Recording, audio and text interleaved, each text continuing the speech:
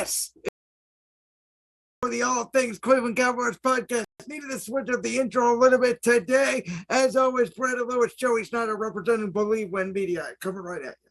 What's going on, Brandon? Episode 52. You know, I thought this was going to be our 1 year anniversary episode, but due to my brain not working, it is actually next week is our 1 year anniversary episode, and we will be making predictions about the season, talking a whole lot about the Cavaliers, just like we're going to do today. But next week's episode is going to be it's going to be a monster of an episode. Going to have a lot to talk about. But today, let's kick things off with something that we have talked about the last maybe 4 or 5 episodes, and something that we're going to continue talking about. And I think we might even be talking about it this season, unless it 100% works out, which could, really happen. And that, my friend, is the small forward position on the Cleveland Cavaliers. The Cavs had another preseason game with the Philadelphia 76ers. It was last night, I believe. It was Monday night. Sorry, Monday night.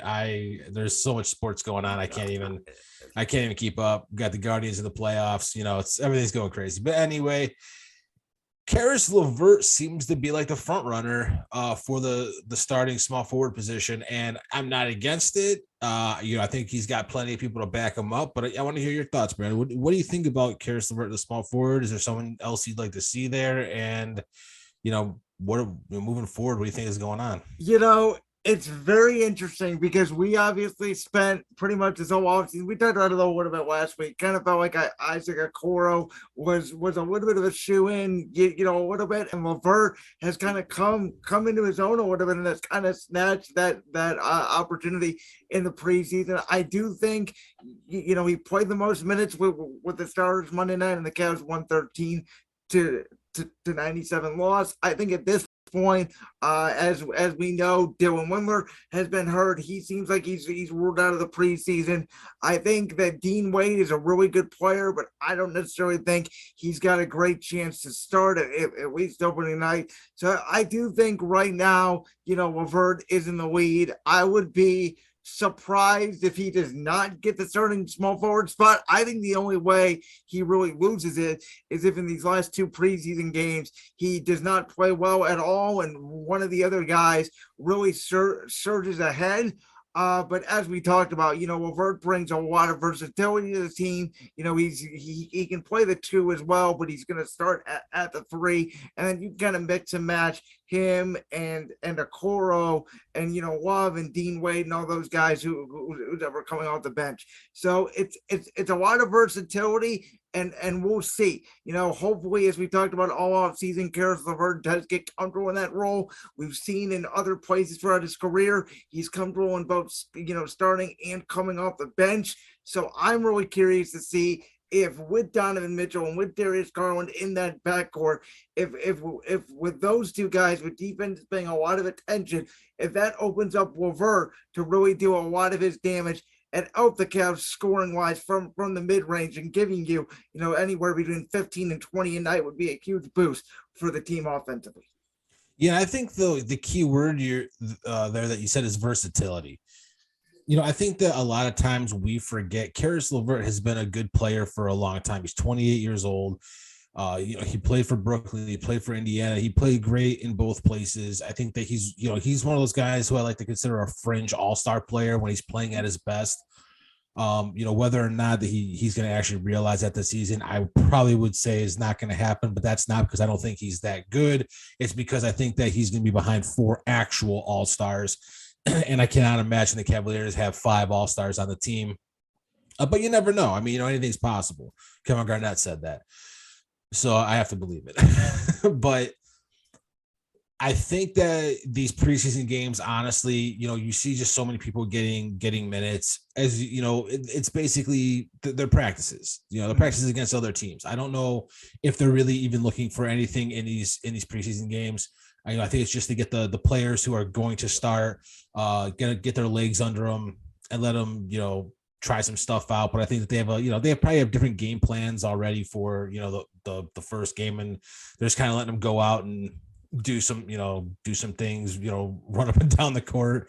It's basically what it is. It's a glorified practice. I think we both agree on that. It's something to watch, you want to see, but it's kind of like preseason of football. It's you're not gonna see really what these players are going to do until opening night. So I think Levert is going to be the lock for the small forward to start. But as you said, and as I said, versatility I think is key, because you got Levert who could play the 2, the 3. You got Okoro who could play the 2, the 3. You got Dean Wade who could play the 3, the 4. You got Evan Mobley, who we know is not playing preseason right now, fixing up that sprained ankle, which they say he should be fine for opening night.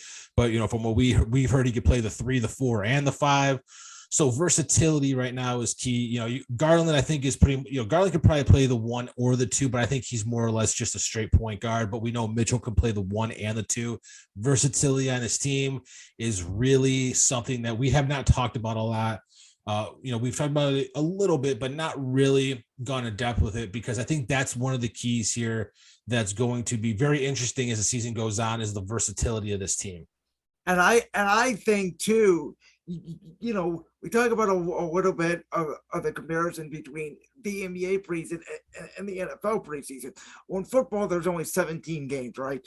In basketball, there's 82 games. So, I think the Cavs, in a way, they may take kind of this little stretch here to late October, maybe into Thanksgiving, possibly even into Christmas, and experiment potentially a little bit. We've heard, I've heard some scenarios be thrown out there of, well, what if in some cases Evan Mobley, as you mentioned, slides down to the 3, and they could put Love or Dean Wade at the 4 with Jared Allen at the 5.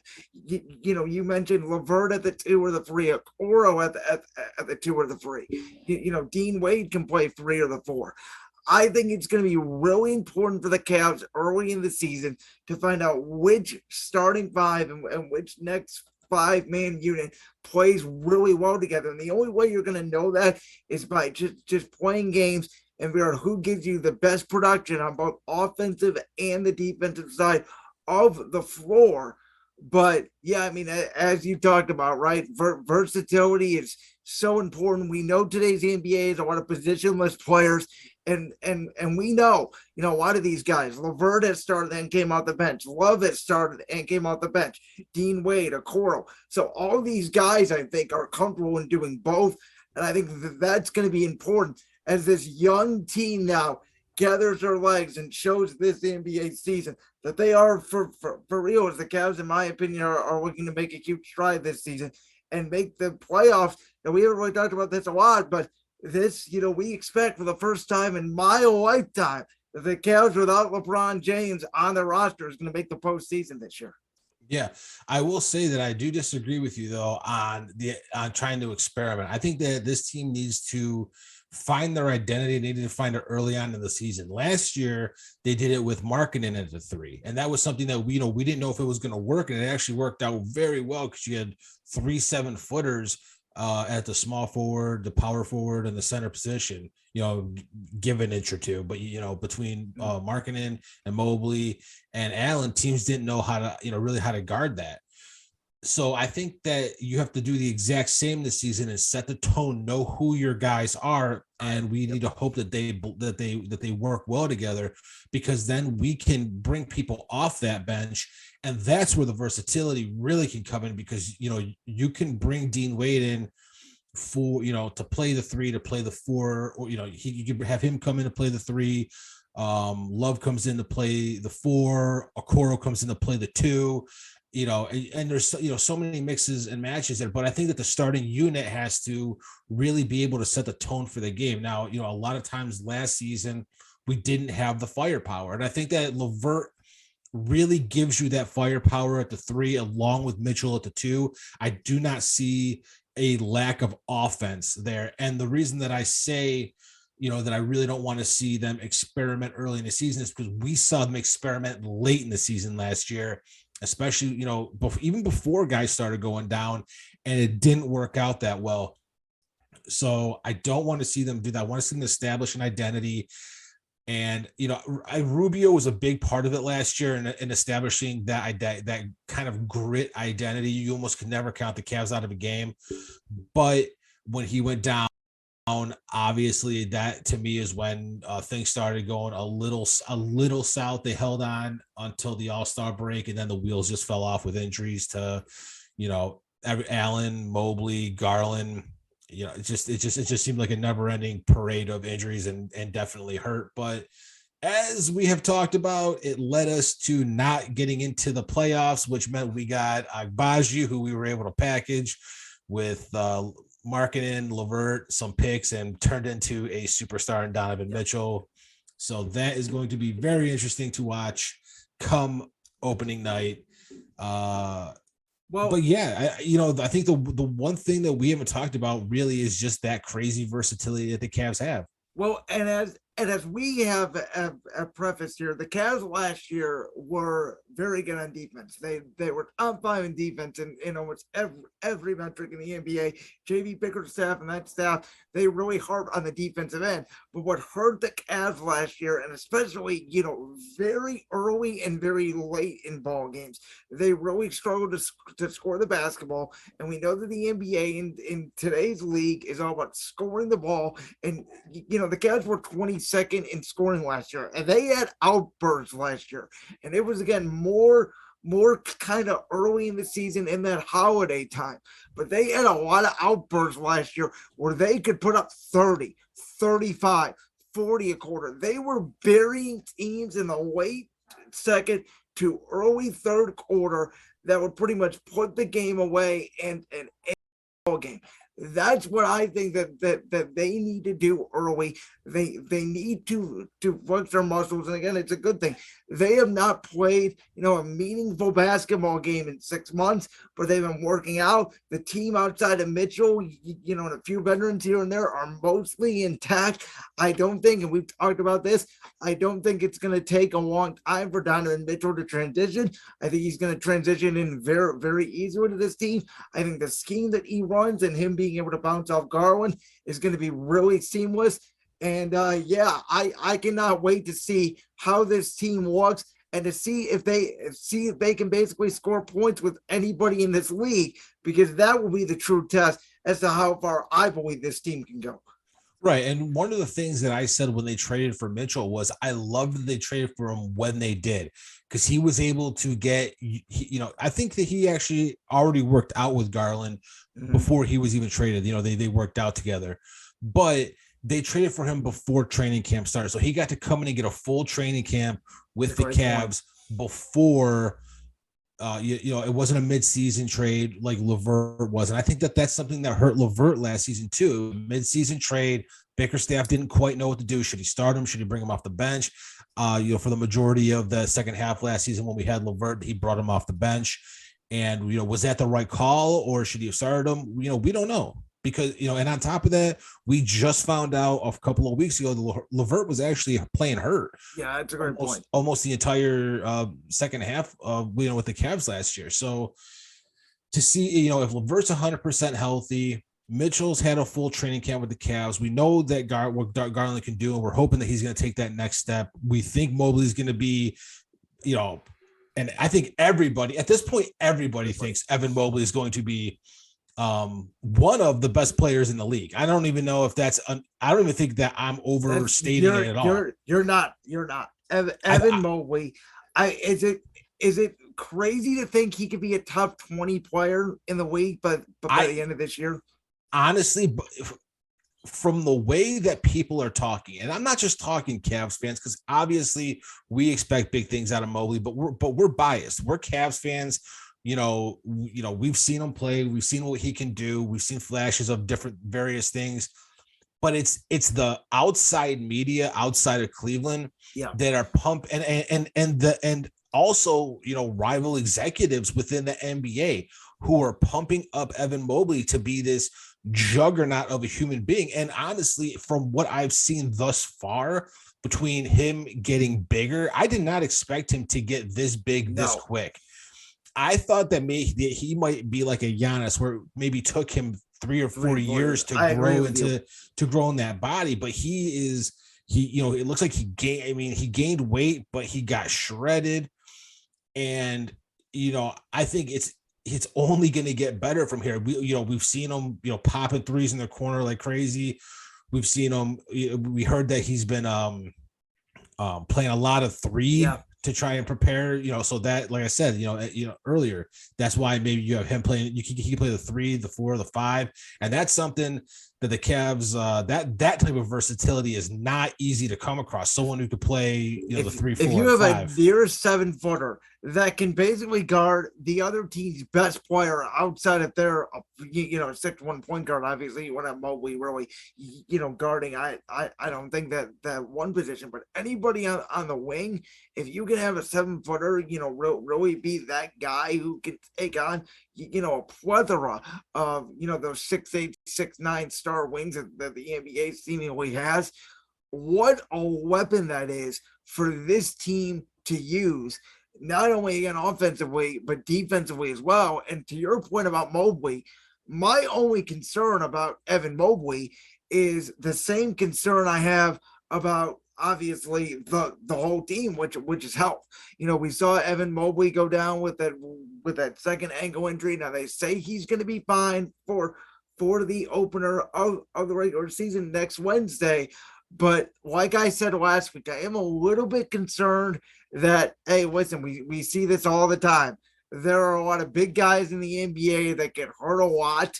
This is Mobley's second injury now in his many seasons. And, we saw, he did miss a lot of games last year. So if Mobley can stay healthy, I think he's certainly in the conversation for a top 20 player. But again, that all depends on, his health and really the team's health as well. Well, he missed 11 games last year, which, that's really not that many games. He played in 71 games last year. And honestly, if I'm being, if I'm being honest here, from what I'm hearing, the injury really is not, it's almost nothing. It's more of the Cavs want to protect Mobley at all costs. Yeah, which it makes sense. It makes 100% sense. The worst thing you want in the world. It's why I always said this is why I can't stand preseason. I get it. You got to get the guys in shape. They got to play some sort of game shape.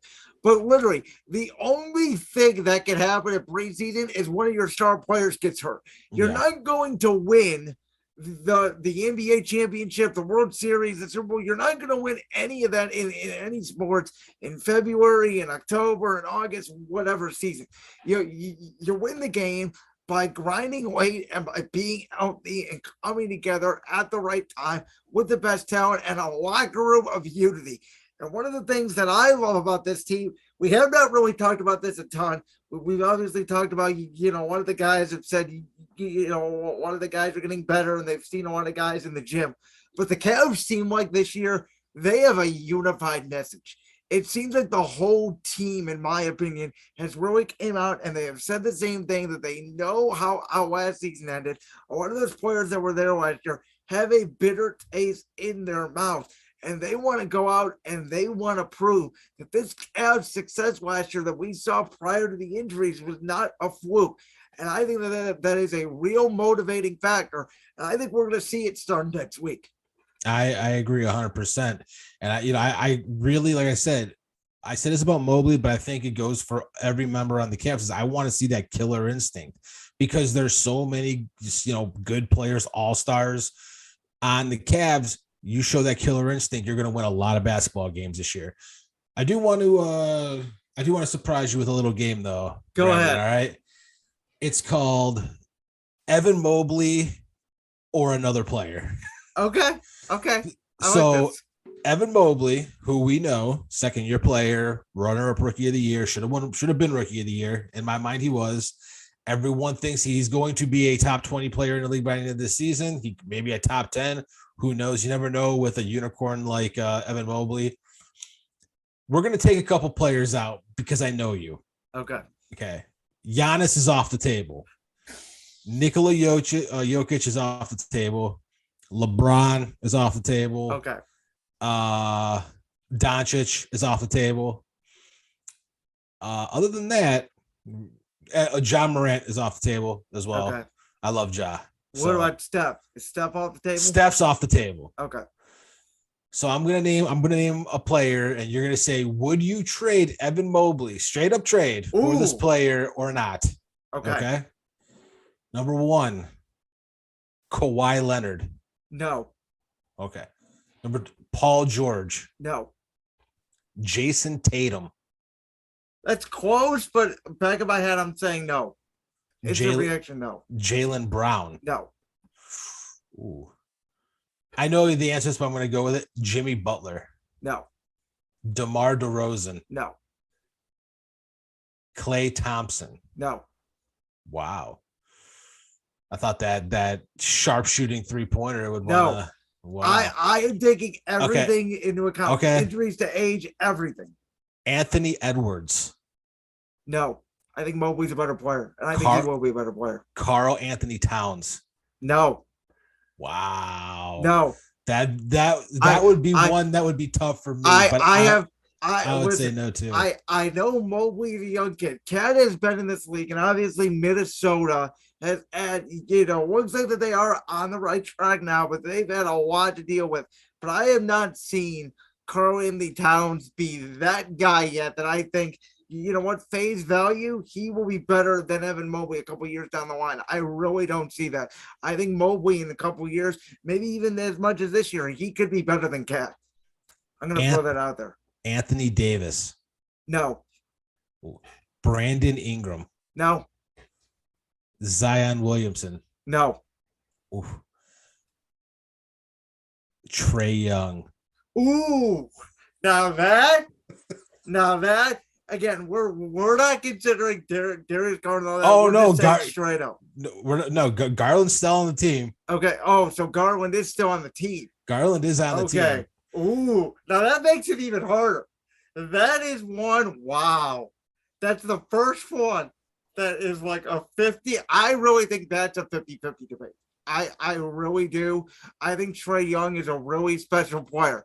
Saying that, though, I do not think it makes sense to have Darius Garland and Trae Young. As much as I think it would be incredible, I think for the Cavs' sake, I don't think it would work scheme-wise. So I would say slightly no to that. Slightly, but it would be really hard. And the final one, Kevin Durant. No. Ooh. And I'll tell you why.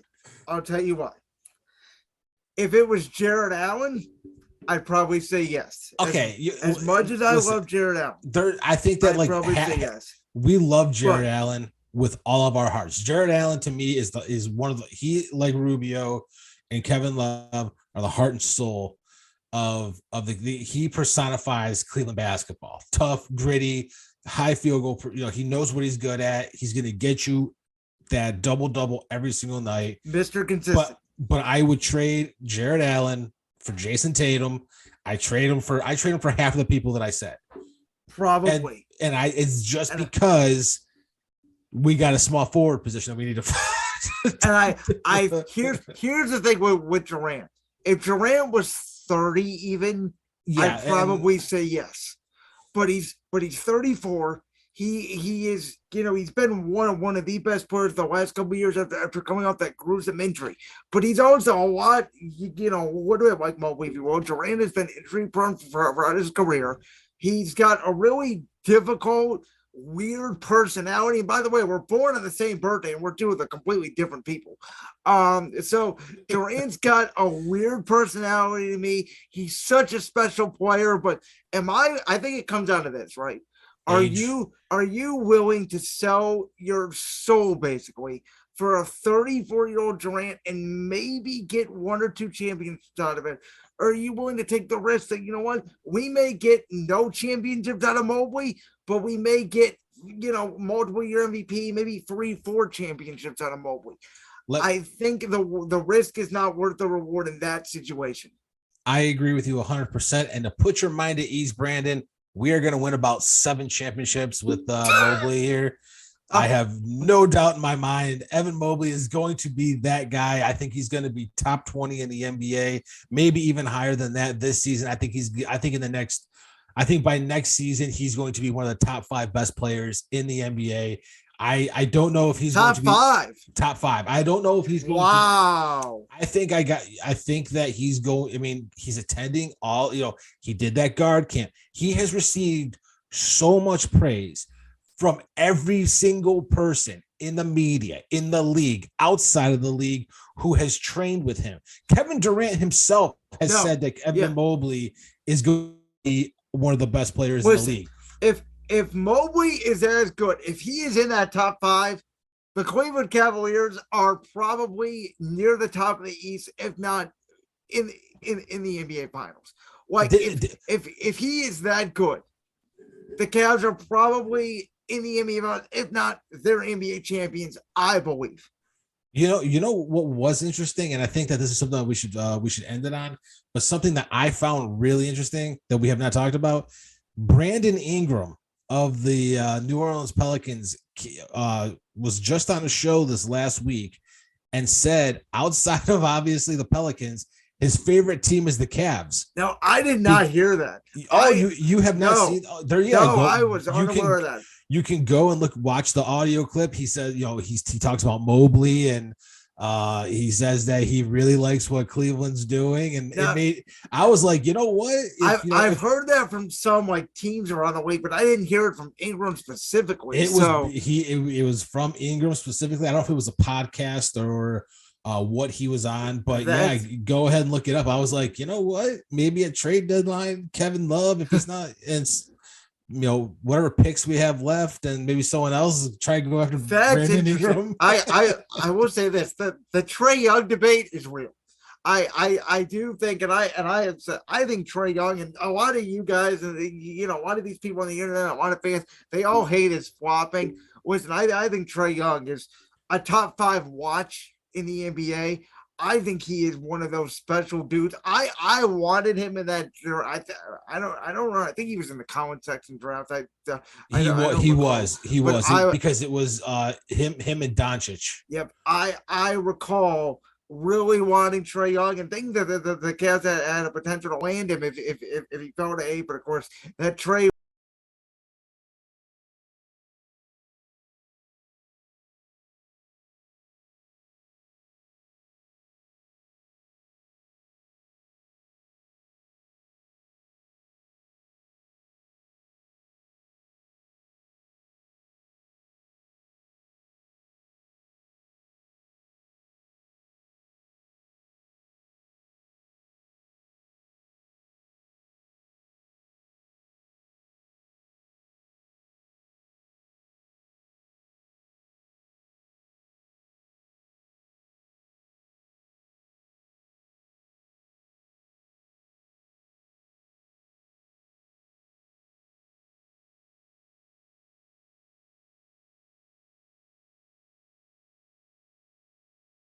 with Luke, even when it has to be is already a starter. So Evan Mobley, breakout player. He's going to become a top 5. That's the breakout player of the year. No, right? Again, it is a player on the Cavs who is not a starter, has not won a championship. So you can't say Kevin Love is going to break out and be the 6th man of the year.